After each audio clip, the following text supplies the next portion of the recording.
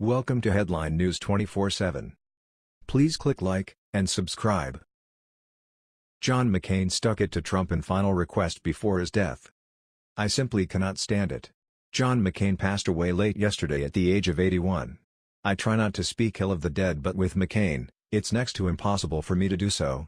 Everywhere in the media, it is a slobberfest over the guy this morning. Every politician is out there saying what a patriot and a hero John McCain was. I'm sorry. I just don't see it that way. Yes, he served his country with distinction according to most accounts, but it doesn't excuse the way he behaved in the years that he was in politics. McCain sided more with liberals than conservatives. Most people I have heard from are just choosing to stay silent rather than go off over his passing. President Trump, who had remained silent over McCain stopping his treatment for his terminal brain cancer, finally sent his condolences this morning to the McCain family. As with most politicians, they have to be diplomatic over the death of a high-profile political like McCain. Here are the well wishes from the White House over McCain's passing. President Donald Trump, my deepest sympathies and respect go out to the family of Senator John McCain.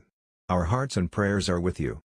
First Lady Melania Trump, our thoughts, prayers and deepest sympathy to the McCain family. Thank you, Senator McCain, for your service to the nation.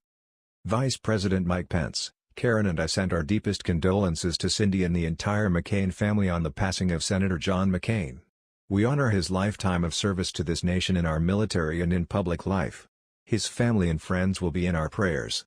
God bless John McCain. Attorney General Jeff Sessions, for John McCain, his country was his life. He was tireless in its service. Courage, determination, and relentless drive made him a great leader.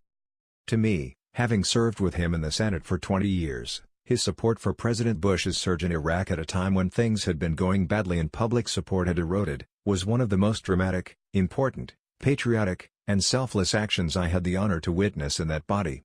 His presidential aspirations were entirely set aside. He totally deployed his considerable strength and energy to what he believed was best for his country, and in service to those then fighting valiantly for the mission the nation had given them.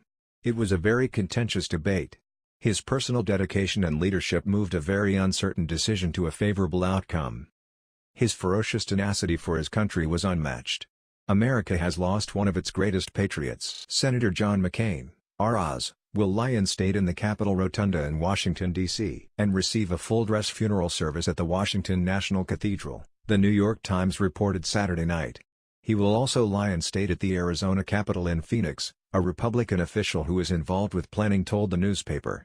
He will then be buried in Annapolis, Maryland. The honor to lie in the Capitol Rotunda has been bestowed on more than 30 people. Most recently, evangelist Billy Graham received the honor in March after his passing. Lying in state there is seen as a gesture that is reserved for the country's most eminent citizens. McCain is the 13th senator to receive the honor. You might remember earlier this year when it was reported that both George Bush and Barack Obama were expected to deliver eulogies at McCain's funeral. Those close to McCain have informed the White House that they plan to have Vice President Pence attend the senator's funeral, but not President Trump. That's as beyond the pale. It's the McCain family's choice, so they get to say who is there and who isn't, but this strikes me as incredibly vindictive. Looks like McCain stuck it to Trump in one final request before he toddled off this mortal coil. Arizona Governor Doug Ducey, R., ordered all flags to be lowered to half-staff, and President Trump ordered the same for the White House flags. At least President Trump is showing the proper respect here and acting presidential. That doesn't surprise me no matter how he felt about McCain. John McCain, who was a Vietnam War veteran and a perceived giant of the Senate, died one day after his family announced that he would be discontinuing medical treatment for terminal brain cancer, stating that the progress of the disease and the inexorable advance of age had rendered their verdict. McCain was diagnosed with an aggressive glioblastoma in July of 2017. McCain could have stepped down when he received his prognosis. He chose not to and held on until just after the last election, ensuring that his wife Cindy will be appointed to take his place for the next 2 years. That wasn't divine providence or happenstance, it was sheer will that brought it about. May John McCain rest in peace and his family find comfort after his passing, but I will never forget his final request concerning President Trump. That was the news. We thought you might be interested in knowing about this. Please click like and subscribe. Thank you.